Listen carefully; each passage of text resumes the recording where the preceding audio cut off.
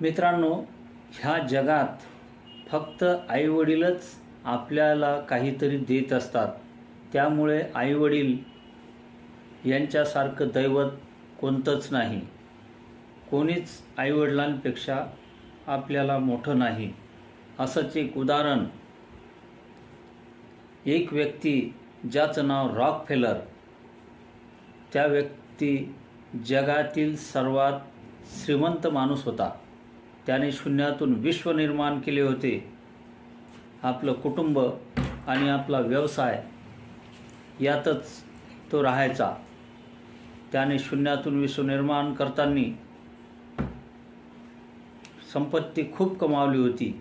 परंतु वयाच्या 51व्या वर्षात त्याला एक आजार झाला.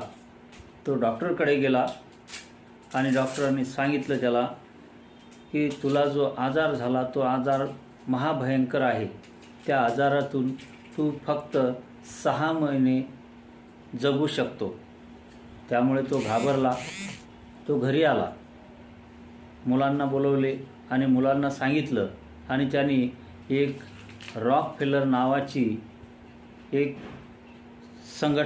संस्था निर्माण केली आणि त्या संस्थेच्या माध्यमातून तो लोकांना त्याच्या पद्धतीने जी मदत करता येईल ती मदत तो लोकांना करू लागला.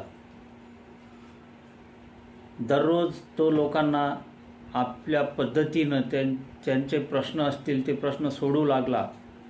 अशातच 6 महिने झाले, वर्ष झालं, 2 वर्ष झाले, परंतु तो ठणठणीत होता.